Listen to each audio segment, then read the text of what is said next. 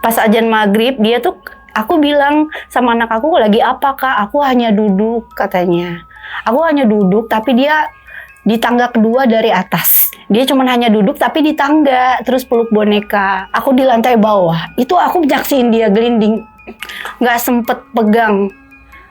Dari atas ke bawah ngegelinding, aku nyaksiin. Dan abangnya yang di atas nyaksiin satu juga. Nah turunlah nih anak aku ke bawah nih. Aku bilang, bang ngapain? Sebentar mah. Terus dia mindik-mindik, masih ada nggak ya suaranya, kok hilang? Kata dia gitu. Bang jangan, enggak mah, nggak apa-apa. Aku nanya, apa bang? Iya mah, ya Allah katanya. Aku lihat, apa? Aku bilang gitu. Itu dia rambutnya panjang katanya.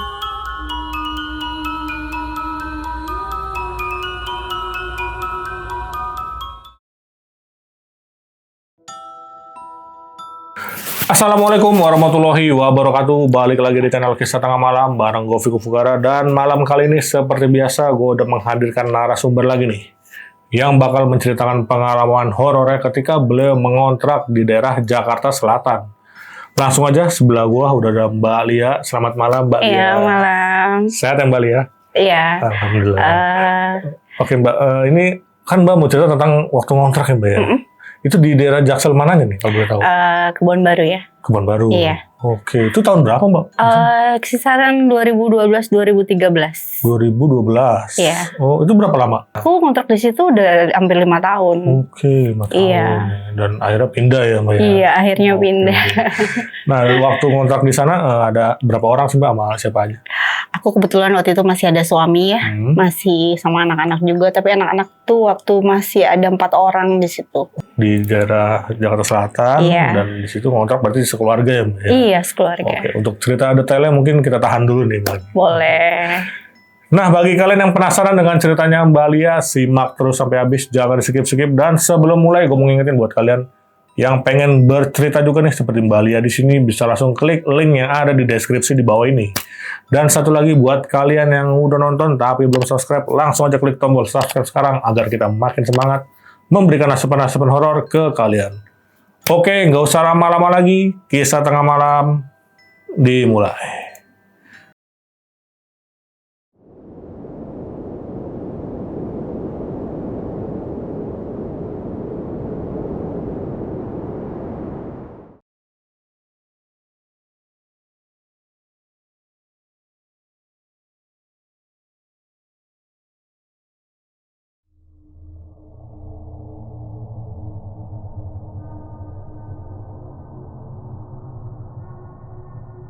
Berawal dari kami mau mencari sebuah rumah kontrakan karena ingin yang dekat ke sekolah ya, terutama, terus yang harganya juga terjangkau gitu, tidak terlalu mahal.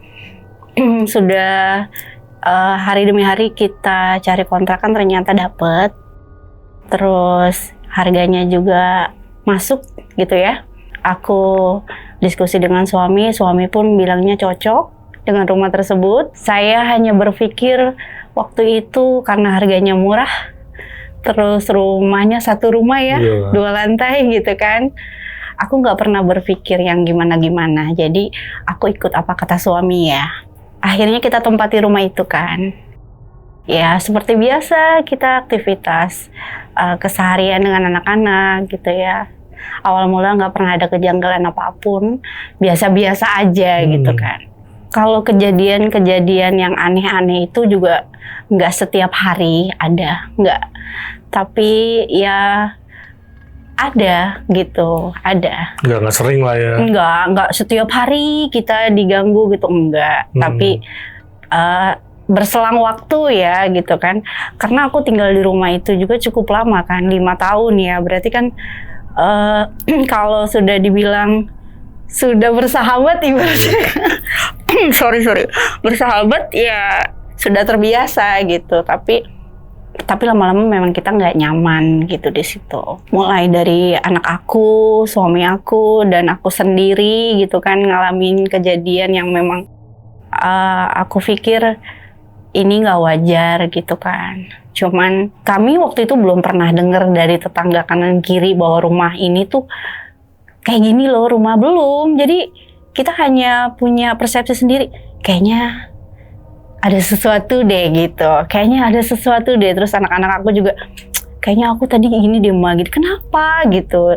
Jadi kita belum dapat pendapat dari tetangga kanan kiri. Belum ada yang bilang kalau rumah itu gitu-gitu, belum ya gitu. Setahun, 2 tahun kayak gitu ya. Mulai terjadi yang istilahnya diganggu ya. Terus itu 2 tahun ke atas kita udah tinggal di situ sekitar 2 tahunan. Itu udah mulai ada gangguan-gangguan yang memang kita diganggu lah gitu ya. Terus satu persatu penampakan itu ada. Aku mulai cerita dari anak aku yang kecil ya, penampakan yang pertama kali terjadi gitu. Anak aku tuh dia mengilustrasikannya bahwa ada orang lompat-lompat katanya. Mama, kan dia masih kecil ya. Iya. Umur sekitar 3 tahun waktu itu. Mama, itu ada aku di situ. Ada aku, suami lagi ngobrol. Terus tiba-tiba anak aku tuh ngomongnya, "Ma, itu dia lompat-lompat gitu." Lompat-lompat gitu. Kok itu dia rambutnya dikuncir ya gitu. Terus aku langsung apa iya ya? Itu pocong maksud aku gitu ya. Aku langsung bilang, "Dia pakai baju apa, Dek?" gitu. Itu dia pakai baju putih, Ma, gitu. "Oh, ini yang di teras nih," aku bilang gitu kan. Aku udah biasa aja, nggak yang panik atau gimana. Intinya aku langsung jaga anak aku gitu kan ya. Tapi setelah itu besoknya anak aku tuh sakit. Mungkin kalau kata istilah orang tua zaman dulu sawan gitu ya. Iya. Tapi akhirnya besoknya anak aku sakit, panas badannya gitu. Itu penampakan yang pertama ya, yang kita lihat bahwa memang di teras depan rumah aku tuh ada pocong ya. Terus kita aktivitas seperti biasa lagi dan nggak pernah hiraukan yang kemarin anak aku bilang, maksudnya oh jadi takut kayak gitu, enggak sih. Aku nggak yang gitu, jadi aktivitas biasa lagi aja. Berjalan hari demi hari, anak aku yang kedua mulai jatuh di tangga. Jatuh? Iya, terjatuh dari tangga ketiga dia. Aku bilang, "Kenapa Bang? Abang lari?" "Enggak, aku santai Ma jalannya," gitu. Oh ya sudah, kita nggak pernah berpikir yang enggak ya, mungkin ya emang anaknya jatuh kali gitu, terpleset gitu. Awalnya kita berasumsinya seperti itu. Itu juga selang sebulan kayak gitu. Terjadi lagi di tangga lagi. Seperti itu. Terus saat itu belum pernah punya kesimpulan bahwa ada yang ganggu di situ. Karena belum ada yang bilang juga kan, kita belum dikasih tahu gitu kan. Karena udah seringnya banyak yang jatuh ya. Anak-anak aku tuh hampir semuanya terjatuh dari tangga tersebut. Buset. Iya. Hampir semuanya. Semua anak-anak aku, semua suami aku juga, aku juga gitu. Tapi itu nggak setiap hari ya Mas ya. Itu lambat laun gitu, sebulan jaraknya gitu. Tapi kita semua udah terjatuh di tangga. Dan akhirnya aku cari tahu kan ya sama tetangga gitu. Ini anak gue jatuh tahu kemarin kayak gini. Ternyata mbah aku yang sebelah tuh tetangga, dia ngasih tahu. "Iya, kalau di tangga tuh hati-hati Dok," katanya gitu. Permisi kalau lewat situ," katanya. "Loh, emang kenapa Mbah?" Aku bilang gitu kan. "Itu kan di situ ada penghuninya." Nah, berarti satu lagi aku tahu dong gitu ya. Selain yang di atas kan gitu. Aku tanya sama si Mbah, "Emang yang selain yang di atas ada lagi ya Mbak?" gitu. "Oh, kamu emang yang di atas udah tahu?" "Iya, anak aku pernah lihat," aku bilang gitu kan. "Iya ada," katanya gitu di tangga. Nah, semenjak itu aku komunikasi tuh sama suami. Itu anak aku yang Sabrina belum jatuh ya? Belum. Tapi aku udah komunikasi sama suami, "Pak, ini gimana loh, kata si Mbak gini. Coba dilihat aja dulu, bener nggak?" Ya udah tuh kita aktivitas lagi gitu kan. Kupikir ya sudahlah gitu, kalaupun memang ada ya biarkan kan, aku bilang gitu. Yang penting aku nggak ganggu. Tapi aku udah bilang sama anak-anak, kalau lewat tangga Bang permisi ya gitu istilahnya. Permisi ya mau lewat kayak gitu kan ya, numpang-numpang. Terjadi lagi anak aku yang perempuan. Itu posisinya pas azan maghrib. Pas azan maghrib dia tuh, aku bilang sama anak aku, "Lagi apa Kak?" "Aku hanya duduk," katanya. "Aku hanya duduk," tapi dia di tangga kedua dari atas. Dia cuma hanya duduk tapi di tangga, terus peluk boneka. Aku di lantai bawah. Itu aku nyaksiin dia gelinding. Nggak sempet pegang. Dari atas ke bawah ngegelinding aku nyaksiin. Dan abangnya yang di atas nyaksiin satu juga. Jatuh dari lantai atas ke bawah. Kita nggak ada yang sempet nolong. Aku di bawah hanya nanggepin begini udah. Itu udah jatuh berdarah-darah. Itu yang paling parah anak aku yang perempuan. Padahal lagi duduk doang tadi. Duduk, aku udah bilang Ade lagi ngapain? Aku lagi duduk aja mah gitu. Terus kata abangnya nggak mungkin kalau Ade lagi duduk nggak mungkin tiba-tiba Ade jatuh. Oh, enggak, aku lagi duduk doang katanya gitu. Aku nggak mau nyalahin anak ya sudah karena waktu itu posisinya udah berdarah-darah kan. Aku udah mulai panik kan karena dari sekian yang jatuh hanya ini yang terparah gitu kan. Setelah kejadian besok paginya kan aku komunikasi sama suami. Ini terjadi lagi Pak, aku bilang gitu. Kayak gimana ya? Ya udah, nanti kalau aku pulang kerja, aku coba mediasi kata dia. Aku nggak ngerti maksudnya itu mau ngapain gitu suami aku kan. Aku nggak ngerti. Terus setelah dia pulang kerja, habis maghrib tuh dia mediasi di tangga. Aku hanya disuruh bikin sesajen air minum, kopi pahit, kopi manis, susu ya, teh manis, air putih sama sebatang rokok. Aku taruh di tangga, terus suami aku yang mediasi atau komunikasi dengan makhluk yang ada di situ ya. Aku nggak tahu waktu itu suami aku tujuannya mau ngapain belum tahu, belum. Jadi kita kan disuruh jauh ya, semuanya pada jauh ya di atas kata suami aku. Oh iya Pak gitu. Setelah suami aku sudah mediasi, aku tanya, bener nggak ada yang nunggu? Aku bilang gitu di tangga, bener. Aku tanya wujudnya seperti apa? Dia tuh wujudnya kayak jin. Wujudnya kayak jin berarti besar tinggi ya. Tapi dia udah tua renta katanya. Oh, terus berarti apakah dia selama ini yang jahil ya istilahnya di tangga tuh? Karena kita hampir semuanya jatuh di tangga gitu. Kata dia iya, katanya dia seneng suka kata dia gitu. Dia seneng ganggu katanya gitu. Dia jujur ngomong katanya suami aku seneng ganggu katanya gitu. Terus kata suami aku, kalau kamu seneng ganggu nanti kamu saya masukin ke dalam botol ya kata gitu. Tapi nggak mau, dia jawab nggak mau, saya akan tetap ganggu kalian. Saya kasih kamu kesempatan untuk nurut apa kata saya, kata suami saya. Tolong jangan ganggu anak istri saya, dia bilang. Kalau kamu ganggu, saya nggak sukan-sukan masukin ke dalam botol dan saya akan membuang ke laut, kata suami saya gitu. Itu cerita ya sama aku, karena kan aku nggak tahu dia ngomongnya kayak apa gitu, cara mediasi kayak apa, aku kan nggak tahu gitu. Suami aku menjabarkan ke akunya kayak gitu. Oh kayak gitu. Jadi dia Pak, iya. Ya sudah mah kita banyak doa aja. Mudah-mudahan sih dia nggak ganggu lagi. Berarti kan suami aku masih ngasih kesempatan ya, ngasih kesempatan coba mau lihat dia ganggu nggak gitu. Ternyata dia tuh jin yang jahil ya berarti ya, jin yang jahil gitu kan. Jin juga ada yang baik katanya kan gitu kan. Berarti dia termasuk jin yang jahil. Setelah cerita kejadian itu ya aku abaikan gitu ya, sudahlah gitu. Yang penting karena kita merasa masih srek dengan rumah itu gitu, jadi kejadian itu kita anggap ya sudahlah gitu kan ya.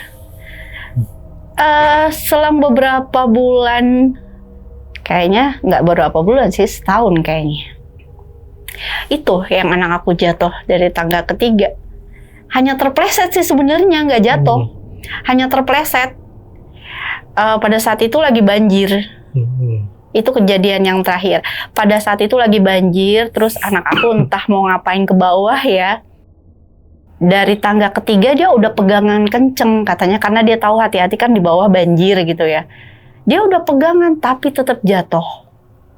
Jatuh, nabrak spring bed yang di bawah, lagi di atas meja, dan spring bednya jatuh kena banjir, nibanin dia pula. Itu aku bilang, abang emang lari? Enggak mah katanya. Aku justru udah pegangan tangga, anak tangganya kan ada pegangan ya sebelah kiri. Dia tuh udah super hati-hati banget, awas jatuh nih gue, awas jatuh. Ternyata jatuh juga. Dan akhirnya seminggu dia nggak sekolah karena mata kakinya bengkak. Dan lehernya karena ketiban spring bed ya, spring bed gede kan lumayan ya, nggak sekolah akhirnya.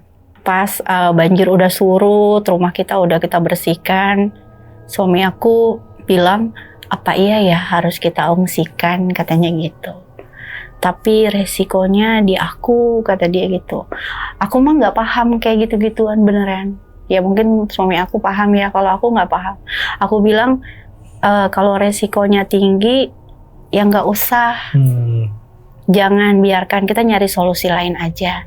Kalau memang nggak sanggup, kita suruh orang aja, aku bilang gitu kan. Ya udah, nanti kita pikirin lagi ya mah, katanya gitu. Ya udah. Semenjak dari situ, karena mungkin semua sudah terjadi ya, sudah kena gitu ya, satu persatu sudah kena. Itu sempat udah nggak ada gangguan tuh mas. Cuman gangguan lain datang, gitu. Gangguan lain. Kalau aku ceritakan lagi yang posisinya, karena rumah kami kan di bawah tuh ruangannya gini mas. Dia ngablak dari depan pintu tuh ruangan besar. Terus kamar, langsung dapur. Ke belakang tuh ada pintu belakang ya. Kayak gitu dia sketsa rumah aku di bawah tuh. Ngeplong lah ya di bawah tuh ya. Karena aku dulu kan belum banyak perabotan banyak gitu. Cuman memang kalau kita ke suasana dapur tuh kayaknya, apa ya dibilangnya, kalau suasana dingin kayak gitu. Iya, bener-bener kalau itu mah. Aku ngerasain yang emang nggak enak kalau masuk ke dapur itu. Dia sih nggak ganggu kita, tapi dia tuh selalu mengisyaratkan kalau dia ada gitu. Dan itu selalu malam hari. Kayak gini, kayak misalkan orang lagi bikin nasi goreng. Kerenteng. Kadang penggorengannya sengaja dijatuhin. Dan itu memang bener jatuh penggorengannya. Jatuh gitu. Terus hari demi hari kita udah terbiasa. Cuman anak aku satu penasaran. Ada satu penasaran ya, pada saat itu terjadi, aku bilang sama anak aku, abang, denger nggak di bawah? Aku bilang gitu. Iya, biasa dia mah, biarin aja dia mau bikin apa sih mah, kata anak aku tuh yang gede. Tapi serem juga kalau kita lagi sendiri iseng tahu, iya. Aku penasaran mah, pengen ke bawah, katanya gitu. Anak aku yang ke bawah tuh. Aku waktu saat itu belum tahu ya, dia berupa seperti apa, nggak tahu. Tapi kedengeran yang seperti itunya tuh kita udah sering, selalu panci lah, apalah gitu di dapur ya.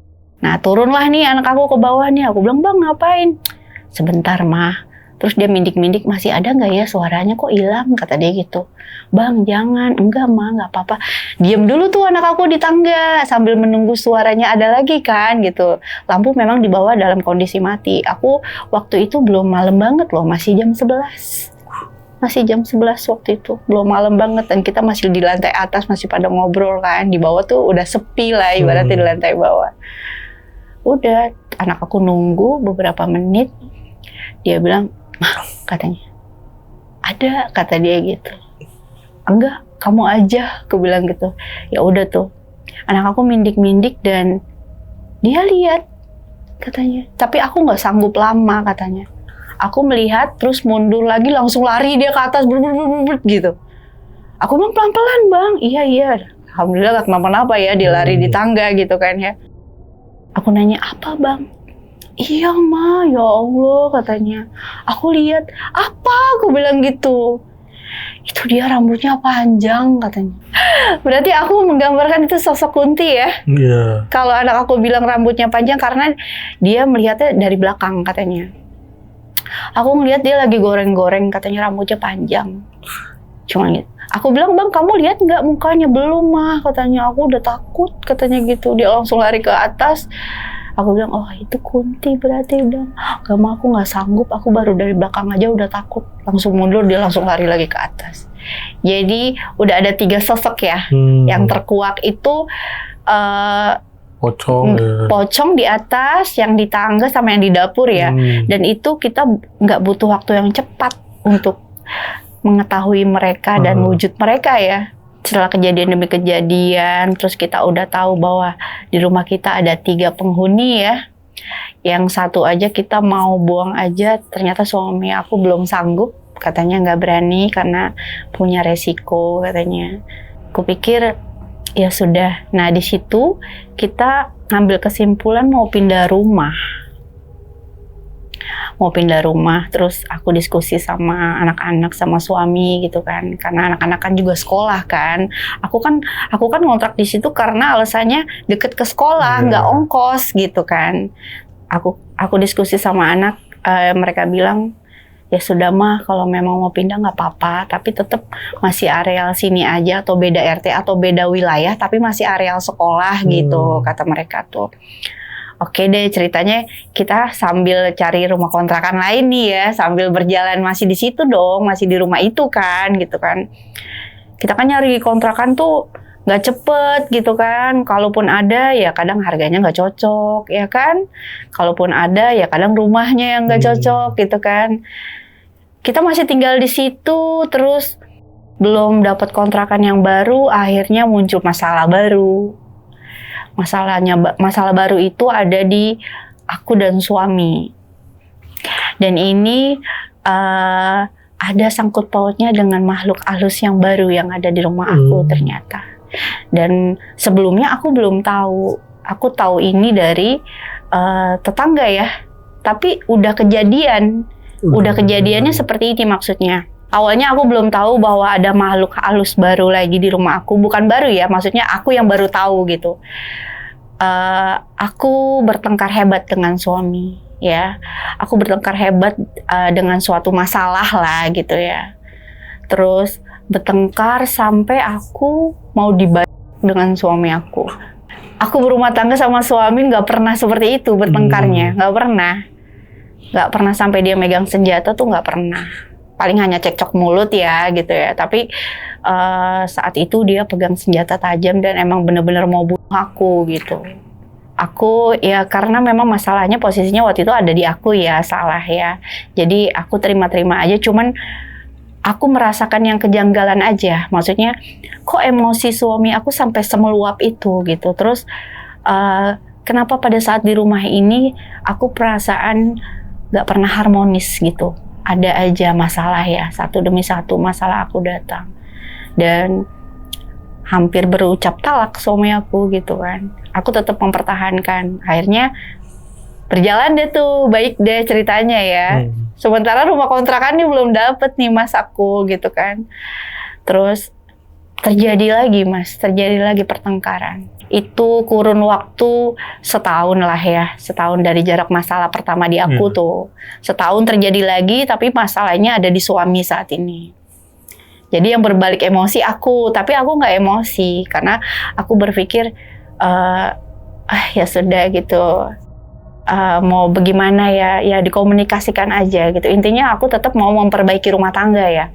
Nah setelah 2 kali pertengkaran hebat, aku cerita deh nih, ada tetangga aku gitu. Aku cerita, aku bertengkar lah ibaratnya gitu ya. Ternyata ketika aku cerita bertengkar, dia ngasih tahu, cepet deh lo pindah, kata dia gitu. Ya ini gue lagi nyari kontrakan, gue aja belum ketemu gitu. Lo belum ketemu apanya? Ya belum ketemu yang cocok gitu kan. Lu kalau lama-lama ntar yang ada lu cerai sama suami lu, kata dia gitu. Loh emang kenapa? Gue bilang gitu. Apa kok lo tahu sih kalau suami gue mau talak gue? Wah gila, udah cepetan deh lo balik. Maksudnya keluar dari rumah itu gitu. Bawa anak-anak lo semua pindah, kata dia. Emang kenapa sih kak? Gitu kan. Lu mau tahu nggak kenapa rumah ini sebelum lu tempatin kosong lama, kata dia gitu. Nggak tahu gue gitu kan ya. Ini bahasa sama temen lah ya gitu kan. Sebelumnya tuh setahun sebelum lo ngontrak ada 2 pengontrak. Suami istri. Yang satu udah punya anak 1, yang satu masih pengantin baru katanya. Itu keluar dari rumah ini dalam keadaan sudah bercerai, kata dia. Ya terus apa hubungannya sama gue gitu kan? Aku bilang gitu kan. Lu mau tahu nggak kalau di rumah lo tuh ada apa sih dia bilang tuh makhluk halus sepasang pengantin. Baru denger gue kan, aku bilang gitu ya, baru denger. Iya. Terus apa hubungannya sama pernikahan gitu? Kenapa? Karena makhluk halus tersebut dia nggak ingin suami istri itu terlihat romantis. Wow, oke. Gitu. Itu jujur mas, aku baru tahu. Selama ini kan aku hanya taunya yang pocong lah, yang kunti, yang kayak gitu-gitu aku udah tahu ya gitu. Tapi kalau yang makhluk halus ini aku baru bener denger gitu. Dan aku sama sekali nggak nyangka bahwa pertengkaran 2 kali aku dengan suami mungkin ada kaitannya gitu. Karena perasaannya tuh hawanya panas, mau berantem aja gitu kan ya. Nah setelah aku kasih kesimpulan, apa iya ya gue kemarin berantem tuh ada sangkut pautnya dengan makhluk halus tersebut, aku bilang gitu. Loh, emang lu udah bertengkar? Iya, gue 2 kali bertengkar gitu. Terus, ya gue sih emang lagi nyari kontrakan gitu, tapi belum dapat gimana. Ya lu segeralah, kata temen aku gitu. Lu segera cepet, jangan sampai rumah tangga lu berantakan, karena kan lu anak lu banyak, dia bilang gitu kan. Ya udah, terus akhirnya, tapi tuh aku sama suami walaupun udah baikan, tapi emang udah nggak harmonis, Mas. Gitu. Gimana ya jadinya, maksudnya nggak bisa dipaksain gitu, udah nggak harmonis karena ya mungkin karena kami melihatnya anak-anak kali ya gitu, jadi ya udah kondisinya udah nggak kayak dulu gitu. Maka mungkin kalau misalkan aku bertahan di rumah tersebut juga bisa terjadi kita bercerai memang gitu. Nah akhirnya aku komunikasi dengan anak, dengan suami, dengan kejadian-kejadian yang pernah kita alamin ya. Jadi yang jahil di rumah kami tuh yang di tangga dengan yang sepasang pengantin ini. Kalau yang di dapur tuh dia hanya dia hanya gue tuh ada gitu, maksudnya dia nggak ganggu kalau yang di dapur tuh. Cuman dia selalu berisik lah gitu kan ya, selalu berisik gitu. Kalau yang di teras atas pocong tuh dia juga nggak ganggu. Cuman dia kadang menampakkan wujudnya dia. Terus dia memang sekeliling di atas ke bawah, cuman dia menetapnya tuh di teras aku gitu kan ya. Nah untuk permasalahan terakhir yang sepasang pengantin ini, aku gimana caranya biar sama suami tuh memang tidak terjadi perceraian gitu. Ya udah segera untuk cari rumah gitu, pengen tahu bener nggak gitu kondisinya membaik nggak kalau aku pindah dari rumah ini gitu kan. Aku akhirnya pindah Mas, tapi hubungan aku memang belum harmonis, cuma hanya ingin baik-baik aja di depan anak-anak gitu kan ya. Aku pindah rumah, dapat rumah yang ya lumayan mahal budgetnya gitu, karena saking mau terburu-buru kan. Tadinya kan niatnya santai kan gitu, karena aku pikir harus buru-buru lah gitu. Dapat rumah kontrakan yang budgetnya lumayan mahal, terus aku tinggalin rumah itu. Terus aku lihat memang kosong terus, nggak ada yang mau ngontrak. Nggak pernah isi ya. Jadi aku ngontrak di situ karena belum tahu apa-apa. Jadi ya aku mau karena budget yang murah kan gitu kan. Terus samping kami tuh memang kali kan. Memang lingkungan kami serem, Kali Ciliwung. Emang lingkungannya emang serem banget, lingkungan daerah itu tuh beneran. Dari suasana lingkungannya kan karena masih banyak kebun-kebun ya. Nggak, kalau sekarang mungkin udah banyak rumah lah ya. Dulu tuh masih banyak kebun-kebun, tanah merah. Terus Kali Ciliwung daerah situ kan belum ditanggul. Jadi ya kita menyatu sama air. Kali air tuh menyatu sama jalanan udah. Kalau banjir ya udah tinggal banjir aja, udah ke bawah kita gitu. Jadi memang keadaan arealnya memang serem banget kalau di situ. Kalau aku kan posisinya sekeluarga udah tahu ya kalau di atas tuh memang ada penghuni ya di teras kami lah gitu. Cuman kalau untuk penampakan setiap hari enggak gitu. Cuman kami tahu. Tapi kalau tetangga aku tuh dia hampir setiap hari. Tapi beda orang ya, maksudnya nggak dia lagi yang ngeliat gitu. Atau orang lagi lewat, atau jarak yang depan rumah aku, dia lagi nongkrong, main gitar, terus arah tatapannya ke teras atas aku gitu ya. Dia ngomong, "Balia apaan? Itu lu miara apa di atas?" Kata dia gitu. "Ih kagak," aku bilang gitu. Gue pikir spray, kata dia gitu. Gue pikir lu jemur spray di atas. Emang kenapa? Gak taunya pocong, gue tegesin, kata dia gitu. Ya emang iya ada di atas, aku bilang. Lu gak serem mbak, kata dia gitu. Ya enggak sih, biarin aja kalau dia gak jahil mah gitu. Itu satu orang tuh. Terus kadang ada anak muda lagi main gitar kan, karena di depan rumah aku kan lapang gitu ya, tanah merah gitu. Kalau malam ada yang suka main gitar, terus dia ngelihat ke atas, ya emang serem ya kalau misalkan kalau yang nggak terbiasa ngelihat itu memang serem banget sih. Langsung lari katanya. Mbak, apaan? Gue semalam lagi main gitar bareng-bareng bertiga. Gue ngeliat di atas tuh serem banget katanya gitu loh. Kabur gitar gue tinggalin. Terus, ya Allah gimana ya? Itu udah mulai ada rasa-rasa takut loh aku. Tinggal, walaupun aku nggak ditampakin, tapi ngedenger mereka yang ngeliat gitu. Dan anak aku yang itu kan pernah ngeliat juga kan, malah sambil lompat-lompat gitu ngeliatnya. Itu rasa takut ada mas aku. Cuman aku tetap, ya Allah tolong jangan ditunjukin. Karena kan yang paling sering di rumah kan biasanya ibu-ibu ya. Gitu kan ya, karena yang paling sering di rumah tuh ibu-ibu. Jadi ya alhamdulillah sih aku belum pernah dikasih lihat kalau yang itu. Kalau suami aku yang sepasang pengantin ngeliat. Kalau yang jin di tangga suami aku ngeliat. Kalau yang di dapur anak aku yang laki-laki tuh dia ngeliat. Kelas sepasang pengantin itu maksudnya gimana tuh? Kalau apa? Yang sepasang pengantin. Kalau yang sepasang pengantin tuh dia berwujudnya pakai baju jas yang laki-lakinya. Kalau yang perempuannya tuh dia pakai baju barat, pengantin barat, kayak gaun. Iya. Dia kayak gitu. Dan kalau wujud udah tau lah seperti apa. Yang jelas mereka nggak sempurna gitu. Yang kita lihat mereka nggak sempurna, bikin serem lah gitu kata suami aku. Karena pernah suami aku sampai dia meluk aku saking ketakutan. Cuman aku tanya kenapa Pak, kenapa? Pas dia meluk aku tuh dia nggak cerita apa-apa mas. Besok paginya dia baru cerita. Aku bilang kenapa semalam Pak? Mau tahu nggak mah? Kenapa? Aku bilang gitu. Semalam tuh baru ngelihat yang pengantin itu. Loh, kenapa? Ya baru ngelihat aja kata dia. Takut Pak, sumpah serem katanya, mukanya serem. Dia tuh kenapa ya katanya. Ya aku kan nggak tahu ya dia meninggal karena kenapa gitu kan nggak tahu. Seserem apa sih?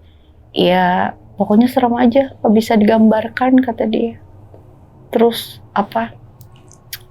Berbau busuk katanya, kata suami aku. Iya, itu makanya cerita-cerita yang kayak gitu itu yang aku jadi lama-lama memang nggak betah gitu, pengen buru-buru cepet pindah, dan akhirnya ya pindah jadi terburu-buru gitu, yang tadinya mau santai-santai aja gitu sambil nyari yang murah. Jadi karena udah denger cerita-cerita, aku jadinya pengen pindah cepet-cepet kayak gitu. Terus yang buaya putih juga ya, yang buaya putih tuh, kalau itu sih nggak masalah di aku. Cuman memang jadi menggambarkan bahwa area rumah aku tuh memang serem banget gitu. Karena memang adanya di ujung sih. Aku di ujung jalan buntu. Tapi buntunya di ujung itu langsung air kali Ciliwung aku tuh. Kayak perbatasan gitu. air ya. Jalan buntu yang nggak bisa dilalui pemotor ya, maksud pemakai pemotor. Hanya pejalan kaki sampai situ dan di ujung udah air. Jadi ya kalaupun buaya naik itu memungkinkan. Ini buayanya putih. Iya, ya itu kan aku cerita lagi ya, kalau di depan rumah aku tuh ada pohon pisang ya. Awalnya juga aku nggak tahu gitu, aku pikir nggak ada apa-apa lah gitu.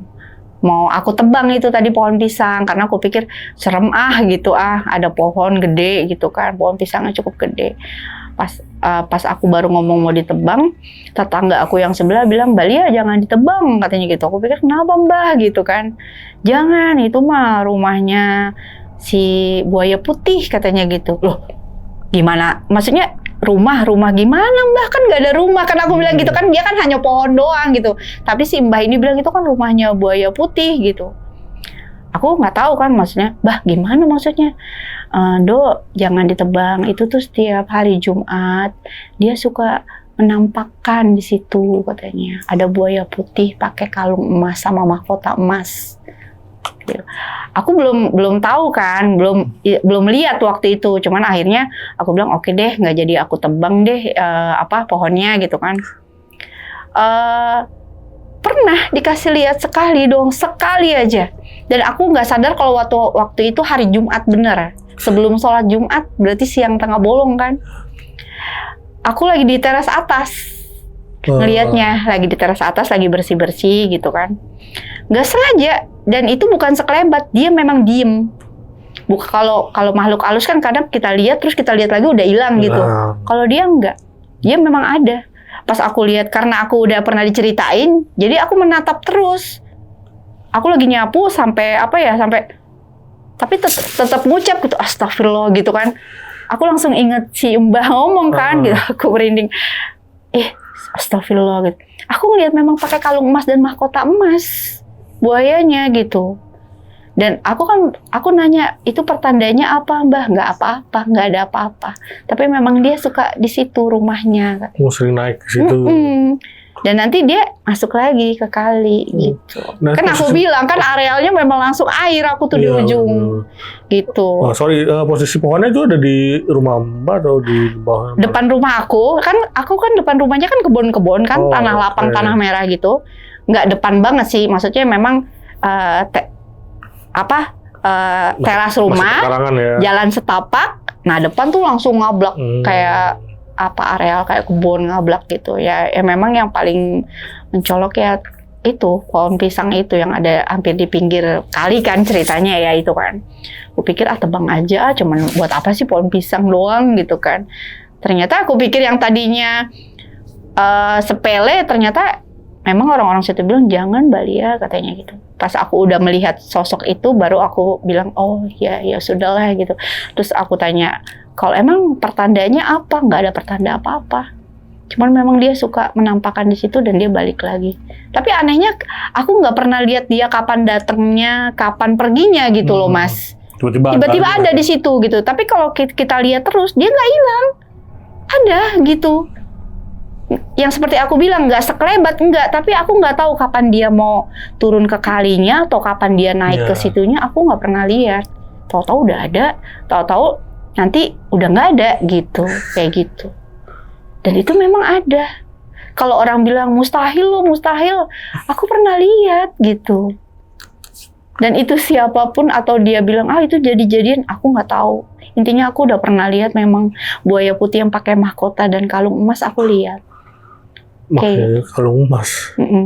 Kalau orang kisah sekitaran Kali Ciliwung, kalau dibilang lembu tuh pasti udah paham. Kalau lembu itu kepala sapi, malahan. Itu yang kadang menandakan bahaya malah. Justru buaya putih yang aku lihat itu dia tidak menandakan apa-apa. Justru kalau kepala sapi katanya, itu yang dia cari tumbal katanya. Dan itu pernah nongol di ujung jalan rumah aku itu kepala sapi. Kepalanya doang? Iya, di jalan di Kali Ciliwung itu. Dan bukan aku yang lihat, disaksiin banyak orang. Dan jangan diganggu katanya gitu. Cuman kita semua tuh warga situ bilangnya mudah-mudahan tumbalnya bukan daerah kita ya, kayak gitu doang. Cuman pada bilangnya kayak gitu aja. Itu dia lagi nyari tumbal kalau kayak gitu. Kayak gitu. Jadi memang areal rumah aku yang aku kontrakin itu memang bukan di rumah akunya aja ya yang misterius ya. Ternyata di sekeliling rumah aku memang udah angker gitu. Jadi udah wilayahnya. Iya, sudah wilayah. Karena mungkin emang ini karena Kali Ciliwung kali ya gitu. Jadi terbawa semuanya gitu ya. Betul. Iya, seperti itu sih. Dan anak aku yang perempuan tuh sampai sekarang kenangan tak terlupakan dia. Sampai udah besar sekarang tuh karena di kepalanya cacat ya. Dia kan bocor tuh bolong. Jadi botak dia. Sampai sekarang. Itu robek kepalanya atau? Udah robek bolong. Aduh. Kan karena tangganya aku tuh coran, bukan kayu atau apa, coran. Mungkin dia kena ujung coran kan, ujung tangga ya. Aku juga nggak ngelihat. Ya aku nadangin itu dari bawah, udah berdarah-darah semua bajunya, semua kayak. Sekarang udah gede, mungkin dia merasa malu kali ya. Aku aku kadang temen aku ngeliat, lu kenapa kok pala lu botak sedikit gitu. Ya itu, kejadian itu yang gak akan terlupakan anak aku. Gara-gara luka. Cacat seumur hidup. Iya. Ya aku sih bersyukurnya karena masih diberi sehat. Maksudnya jangan sampai terjadi yang maksudnya sampai merenggang nyawa lah gitu kan ya. Tapi ya memang kalau aku nggak tahu jadinya kalau memang aku bertahan di situ terus juga aku nggak tahu Mas jadinya seperti apa gitu ya, anak-anak aku atau aku dengan suami ya. Dan suami aku saat ini udah nggak ada loh sebenarnya, udah almarhum. Udah lama atau baru 2 tahun ini aja sih. Iya. Jadi aku cerita itu ketika masih ada suami ya, masih ada suami dan anak aku waktu itu baru 4. Sekarang udah 7. Iya. 7 nih. Iya, dari suami aku itu aja sih. Udah enak rame nih. Berarti nggak usah takut lagi. Ya itu, kenapa di rumah itu serem, tapi aku nggak pernah takut gitu. Karena kan waktu itu posisi anak udah 4 ya. Jadi aku rame karena anak-anak gitu. Jadi gangguan-gangguan yang memang ada, aku nggak terlalu pikirkan gitu. Karena memang aku nggak sepi banget kan gitu, ada anak-anak gitu. Tapi setelah aku pikirin dampaknya kalau gue lama-lama, iya juga sih gitu kan ya. Terus sampai yang ke permasalahan terakhir juga kan aku pikir, iya juga sih ya gitu. Masuk akal juga kalau dia memang nggak seneng ngelihat hubungan suami istri yang harmonis, ya iya gue lagi berantem nih gitu kan ya. Nah tadi kan suami Mbak sempat ngelihat sosok yang sering di tangga ya. Yang di mana? Yang di tangga, iya. Yang di tangga sama yang sepasang pengantin itu ya. Suami aku lihatnya yang itu. Ya, yang 2 itu ya. Si yang di tangga ini emang cara ngejatuhnya diselengkat atau didorong kah sama dia? Kalau anak aku yang perempuan dibilangnya didorong. Rasanya kayak didorong. Iya. Kalau anak aku yang laki-laki sepertinya disengkat. Termasuk aku ya. Aku tuh yang udah tinggal lantai bawah tuh kayak disengkat emang kakinya gitu. Maksudnya emang dari setan ya berarti ya, bukan? Iya. Maksudnya bukan karena kita tangganya atau licin atau apa ya. Enggak, ya itu makanya aku kan selalu kasih wanti-wanti ya, abang jangan lari ya. Iya mah ya, anak aku yang itu bilang orang aku udah pegangan kok mah, kata gitu. Ini mah kayak ada yang nyengkat gitu, jadi memang kayak didorong dan disengkat, kayak dia emang sengaja gitu. Kan dia bilang aku senang katanya jailin kalian, dia bilang gitu kan sama suami aku senang. Ya, buat main. Itu iya, kayak bener-bener itu mah super jahil banget itu.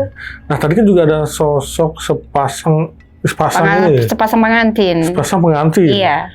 Kok bisa ada di situ? Maksudnya apa emang dia penunggu asli di situ atau gimana? Kalau aku telusuri ya dari aku tanya-tanya dengan orang-orang sekitar situ, katanya sih kalau itu bukan penghuni rumah aku. Bukan. Ya, sepasang pengantin itu. Iya, bukan. Jadi dia tuh dari Kali Ciliwung itu. Cuman kan karena sebelum aku ngisi itu rumahnya kosong, dia masuk ke situ. Gitu. Dan korban-korbannya sebelum aku udah ada. Berarti dia udah iya, berarti dia menghuni rumah yang aku kontrakin itu udah lumayan lama. Walaupun dia bukan penghuni asli di situ lah, maksudnya gitu ya. Dia dari luar masuk ke situ. Kalau yang pocong, yang di tangga sama yang di dapur, dia memang asli di situ. Penghuni lama lah ya. Penghuni lama dan memang belum pernah dibuang dengan siapapun. Baru suami aku aja yang mau niat baru ngebuang, tapi nggak jadi. Belum berani juga katanya. Nah yang lihat pocong selain anak Mbak yang paling kecil siapa lagi? Ada pernah nampakin lagi nggak? Enggak, anak aku doang yang satu dan tetangga-tetangga yang ngelihat. Oke. Aku nggak pernah. Yang tadi yang di atas ya? Iya. Itu sama sosoknya sama yang pocong di sama, emang dia cuma satu. Cuma satu itu aja. Jadi kalau yang lihat di dalam keluarga kami ya cuma anak aku yang kecil itu, yang aku lagi di atas kan lagi ngobrol, dia mengilustrasikan mau lompat-lompat kayak gitu. Terus aku langsung tanya pakai bajunya apa? Putih. Ya udah bener gitu. Tapi dia ngasih taunya cuman kayak tadi omongan ada yang lewat mah gini. Iya, karena kan versinya anak kecil. Aku nanya kan, aku versinya anak kecil karena dia lagi main-mainan kan, waktu itu lagi mainan mobil-mobilan. Nah, aku tuh lagi kalau nggak salah lagi ngejahit. Aku lagi ngejahit, suami aku ada lagi istirahat, lagi nonton TV. Tiba-tiba anak aku lari, meluk aku, "Mama," gitu. Kenapa bang? Gitu kan. itu tuh lompat-lompat loh. Aku kaget kan gitu, apa yang lompat-lompat gitu kan.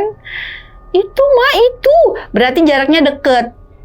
Dia ngelihatnya deket, jaraknya deket. Dia bilang lompat-lompat mah itu. Terus dia bilang gini, rambutnya dikuncir. Dia begini nih isyaratnya. Aku langsung, wah. Aku langsung tanya, bajunya warna apa bang? Gitu, aku tanya gitu. Sebut, warna putih mah. Oh ya sudah. Aku tanya gini, mana bang? Arah kemana? Arahnya ke teras, pintu. Udah bener gitu, kayak gitu sih. Oke. Iya. Nah, berarti tadi si yang sosok pengantin juga bukan asli penghuni situ ya, maksudnya bukan pengontrak sebelumnya yang meninggal di situ ya, bukan ya? Bukan. Jadi dia dari luar. Nah, tujuannya dia ada di situ buat kalau yang sepasang pengantin itu dia kayaknya mengganggu ya, maksudnya mengganggu atau gimana ya? Pokoknya dia tuh nggak suka dengan pasangan suami istri. Jadi ke anak-anak aku nggak ada nggak ngaruh ya kalau ke anak aku. Jadi aku dan suami yang dituju sama dia. Gimana caranya nih biar ada masalah lah kayak gitu intinya. Nanti ujung-ujungnya kan jadi bercerai tuh. Nah tuh dia seneng kayak gitu. Berarti tujuan dia supaya yang tinggal di situ mungkin bercerai. Iya. Tapi emang yang penghuni sebelumnya gimana tuh? Ada. Sebelum aku kontrak di situ ada 2 orang pengontrak dan di rumah itu bercerai dengan suaminya. Oh, pernah ada kejadian? Ada juga. 2 kali pengontrak katanya. Aku juga dibilangin sama orang-orang situ ya, Bali ya sebelum lo kontrak kan ada tuh pengontrak juga katanya. 2 kali ganti pengontrak, 2 kali dia bercerai di rumah itu. Berantakan rumah tangganya. Berarti udah ada korban. Iya, udah ada korban dan memang bercerai gitu. Dan makanya aku buru-buru nyelamatin kan. Aku bilang kalau misalkan aku bertahan di situ bisa jadi mas, karena memang aku udah bertengkar hebat ya gitu. Dan 2 kali pula gitu kan. 2 kali dengan suami aku bertengkar hebat. Dan suami aku hampir talak kan gitu kan. Kalau misalkan aku tetap tinggal di situ bisa jadi aku bercerai dengan suami gitu. Hanya gara-gara masalah itu. Walaupun memang pada dasarnya ada masalah ya, ada bahan gitu loh. Nggak mungkin dong kita berantem nggak ada masalah gitu. Kayaknya memang seperti itu jalannya. Kayak udah diatur. Iya, nggak mungkin dong tiba-tiba kamu saya cerai kan nggak mungkin ya. Memang ada permasalahan dulu gitu. Ya itu yang aku bilang sampai 2 kali masalah dan aku hampir ditalak dengan suami. Akhirnya aku coba gimana caranya Ayu kita rapikan. Walaupun nggak harmonis ya, yang saya bilang walaupun berjalan lagi tapi udah nggak seharmonis seperti awal gitu. Tapi ya berlalu lah karena kita memang langsung sergap. Tapi cukup waktu yang lama kita di rumah itu hampir 5 tahun. Dengan kejadian-kejadian yang ada lagi gitu. Dan kesimpulan yang terakhir aku seperti itu. Yang aku bertengkar hebat dengan suami dan udah ayo kita harus pindah. Berarti emang ternyata kontrakan itu dikontraknya murah ya? Murah. Karena emang udah kosong lama. Dan mungkin yang punya rumahnya udah tahu. Tapi kalau yang punya rumahnya nggak pernah cerita sama aku, private ya. Nggak kasih tahu info apa-apa. Karena kalau misalkan ya, kalau orang yang udah tahu, mungkin nggak mau mas. Walaupun dengan budget yang murah ya. Ya sekarang rumah kontrakan atas bawah murah. Iya, sekarang udah. Iya, mungkin kalau orang yang udah tahu berpikir 2 kali gitu dengan ada ini di situ loh yang suka ini, mungkin nggak mau. Kalau aku masuk kan karena nol, belum tahu apa-apa gitu kan. Iya, satu demi satu aku tahu dan semakin bahaya, udah aku pindah. Seperti itu jadinya. Berarti pindah pas tahun berapa itu? 13, 14, 15, 17. Sekitar tahun 2017. Gila. Anak aku baru masuk TK kalau nggak salah tuh. Yang paling gede? Bukan, yang nomor 3. Yang paling gede udah? Sekarang mah udah kerja. Mungkin... Yang paling gede itu kelas 6 SD waktu itu tuh. Oke. Tapi si yang punya rumah Mbak sempat ngomong nggak ini ada gangguan ini? Aku nggak pernah komunikasi sama yang punya rumah karena kalau aku bayar kontrakan tuh TF aja. Iya, udah. Tapi sih aku pasti yakin Mas, dia tahu. Kayak cuma nutupin mungkin. Iya, karena kan dia gini loh, kok pengontrak gue nggak pernah lama ya kan istilahnya gitu. Pasti dia tahu. Dia tahu, tapi nggak mungkin lah dia ngomong sama yang mau ngontraknya, entah bakalan dia nggak laku kan rumahnya gitu kan. Gitu sih. Kacau. Dan kupikir memang dia itu memang bangunannya juga masih bangunan lama, Mas. Yang mana nih? Yang aku kontrakan itu, ya. Maksudnya bukan bangunan yang zaman-zaman sekarang lah gitu. Dia memang bangunan lama. Dan belum direnov gitu. Oke. Tapi berarti kan juga tetangga-tetangga sana ngelihat ini juga sih sosok pocong yang di atas itu. Iya. Sering banyak yang lihat kalau tetangga-tetangga tuh. Sering banget dan memang hanya pocong yang dilihat. Iya. Apa ya, kalaupun aku cerita ya memang itu kan apa ya, areal itu tuh sebenarnya memang harus areal kali ya. Sedokan kali itu harus aliran kali karena dijadiin perumahan. Jadi mungkin memang makhluk halusnya yang dari kali-kali sih sebenarnya aku bilang gitu kan. Dari luar ya. Jadi dia mencari tempat gitu, mana nih yang kira-kira nyaman buat dia gitu kali ya. Aku sih belum tahu juga. Cuman ya memang kalau aku pikir ya memang kalau makhluk-makhluk itu kan seperti itu di mana-mana ada gitu ya. Cuman kan kalau yang membahayakan diri kita gitu, apalagi kita dalam satu keluarga diganggu, itu kan menjadi bahan pertimbangan kita juga gitu kan. Kita harus gimana caranya nih kalau kita kayak gini semua di sini, kita bisa ntar bahaya semuanya gitu kan.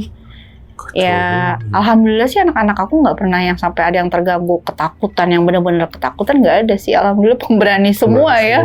Untungnya seperti itu Mas.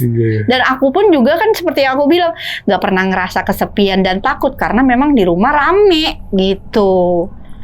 Iya, tapi kalau kita nggak pikirkan, ya kalau lagi sendiri juga takut sih Mas, kayak gitu kan. Dengan inget apa yang dibilang, si abang lihat ini, suami aku ngeliat ini, terus yang lain pada sekolah, suami aku kerja, aku sendirian, ya tetap aja kan Mas, ada rasa takut ya gitu ya.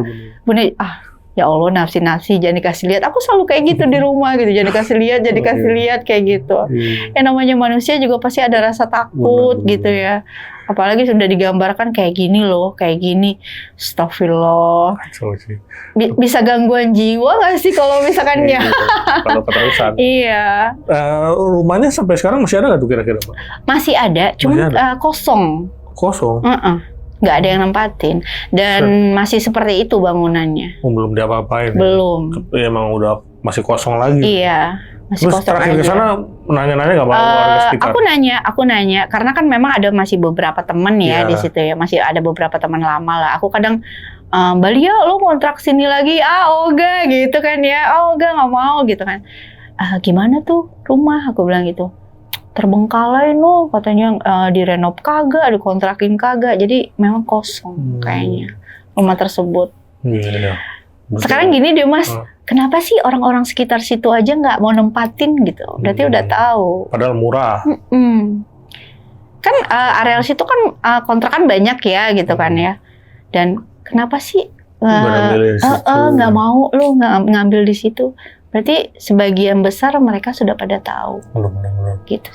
Dan parahnya sih tadi setannya di rumah itu ini ya, maksudnya isengnya tuh iseng fisik kayak tadi. Iya benar. Itu yang kita takut. Iya benar. Kalau yang di dapur mah tidak membahayakan ya, dia hanya yang gedombrang loh. Tapi kan kita kalau lagi tidur berisik juga lah gitu. Kadang gini, bluntang. Ya elah dia lagi masak tuh. Aku kadang suka gitu dari kamar. Ya elah tuh dia, tapi nggak berani keluar Mas, nggak berani keluar kamar, cuman ya dia lagi masak tuh, aku jabarin gitu aja udah dari kamar. Tapi dia mah nggak jahil, udah cuman kayak gitu. Nah kalau yang jahil yang itu. Tapi yang paling menyeramkan ya memang yang sepasang pengantin itu. Itu serem banget Mas. Seremnya apa? Ya dia memang nggak main fisik langsung ya gitu. Tapi dia memang bener menghancurkan kalau aku bilang. Ya? Bener. Itu yang lebih serem kalau aku bilang halus, tapi memang menjatuhkan gitu. Bener. Nah berarti yang tadi yang di dapur itu cuman anak yang keberapa tadi yang lihat tuh? Yang Si abang yang nomor doang. 1. Kalau untuk Ya yang itu kemarin, dia mah memang memberanikan mau ngelihat. Emang sengaja mau lihat. Iya, sengaja dia emang sengaja mau lihat. Kalau aku denger tapi nggak mau lihat. Gitu. Nah tadi kan yang duduk di tangga nih, yang anak keberapa tuh yang megang boneka. Oh iya, yang perempuan. Dia duduk nih. Itu menurut keterangan dia didorong atau kayak gimana? Apa ada yang narik jatuh? Kalau pada saat kejadian aku tanya dia nggak jawab. Oke. Tapi setelah 2 hari kejadian ya, aku tanya, Kak, kenapa kemarin kok bisa kayak begitu? Aku bilang gitu. Nggak tahu Mama, aku kan lagi duduk. Dia tuh lagi megang peluk boneka Dora. Aku lagi duduk, terus tiba-tiba aku jatuh gitu. Berarti kayak ada yang dorong Kak dari belakang. Kok tahu, aku kok tiba-tiba jatuh, katanya gitu. Berarti aku mengilustrasikannya itu kayaknya didorong. Antara didorong, mungkin apa nggak ditarik? Iya, bisa. Ditarik sih enggak. Orang dia tangan lagi meluk boneka. Kayaknya dia didorong dari belakang, dari punggung, kayak gitu. Udah main fisik sih ibaratnya kayak Dan gitu. itu bajunya kan itu ya, ini darah semua. Aku dibilang sama mbah yang sebelah, jangan dicuci bajunya, buang aja ke kali. Maksudnya jangan dipakai lagi, jangan dicuci. Ya udah aku turutin aja. Soalnya itu darah, buang aja ke kali. Parah sih. Misalnya sampai bikin luka begitu. Aku sampai apa ya Allah Robi, kalau sampai nyawanya nggak ketolong ya itu darah beneran udah kayak apaan tahu itu bener, saya ngelihat banget Mas mancur kayak gitu tuh darah. Saya takut kehabisan darah aja itu. Iyalah, bener. Lagi masih anak-anak umur segitu ya. Iya, anak-anak waktu itu masih pada kecil-kecil kan gitu kan.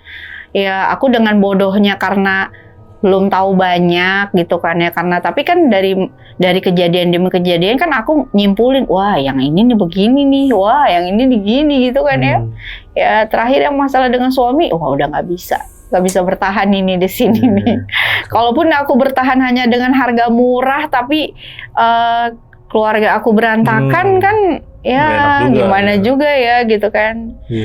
Ya tapi setelah aku pindah ya dari rumah tersebut, aku ke rumah kontrakan yang baru. Alhamdulillah tuh waktu demi waktu suami aku romantis lagi. Tapi butuh waktu ya gitu. Karena aku bilang keluar dari situ aku belum romantis tuh gitu, masih ada gitu. Tapi ketika aku di rumah kontrakan yang baru gitu, dengan penyesuaian yang baru, dengan memang kami niatnya ingin merapikan semua gitu kan ya, bisa kembali lagi suami aku gitu. Dan itu menjadikan pembelajaran buat kita gitu kan. Ya itulah tadi berarti emang gangguannya bukan cuman ada sosok ya, tapi cuman ada juga yang iseng. Bahkan sampai bikin celaka anak Bali ya itu. Iya, aku tadi sebenarnya gini loh, emang ada ya makhluk halus yang iseng gitu ya. Karena kan selama ini nggak pernah belum pernah ngerasain gitu. Nauzu ya, jangan sampai aku tapi ternyata terjadi, aku pernah terjadi. Makanya itu hal yang nggak mungkin aku lupain seumur hidup gitu. Karena terjadi dengan seluruh anak-anak aku, dengan suami cekcok, dan di rumah itu gitu. Dan itu nggak bakal, kalaupun aku tanya nih sama anak aku yang perempuan, Kak masih inget nggak aku sebut ya ke rumah itu? Iya aku nggak mau kata. Itu kan yang bikin pala aku botak sekarang gitu. Anak aku yang tadi usianya kan dia kejadian pada saat itu baru 2 tahun loh, yang perempuan. Sekarang kan udah usia 14 tahun ya.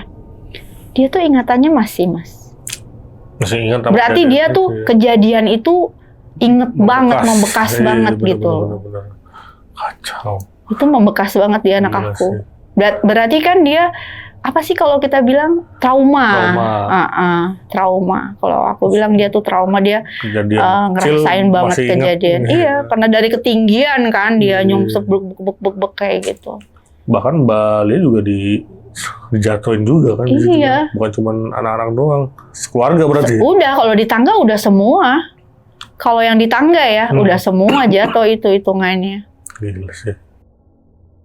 Oke, itu dia tadi cerita mengenai kontrakannya Mbak Lia nih di daerah Jakarta Selatan ya Mbak ya. Dan tadi gangguan-gangguannya bukan cuma sosok, bahkan ini ke fisik Fisik, gitu. iya, Ya, betul. ngejatuhin orang-orang yang lewat tangga ya. Iya, betul. Dan berbagai macam lainnya lah ya gangguan Iya. yang bikin gak betah dan akhirnya pindah. Alhamdulillah sekarang udah aman ya. Aman. Oke. Terima kasih banyak nih Mbak Lia. Oke, baik. Udah berbagi kisahnya yang sangat luar biasa. Dan sebelum closing, gue mau ngingetin lagi nih buat kalian yang pengen bercerita juga seperti Mbak Lia di sini, bisa langsung klik link yang ada di deskripsi di bawah ini. Oke, segitu dulu. Gue Viko pamit undur diri dan Mbak Lia juga pamit undur diri. Wassalamualaikum warahmatullahi wabarakatuh.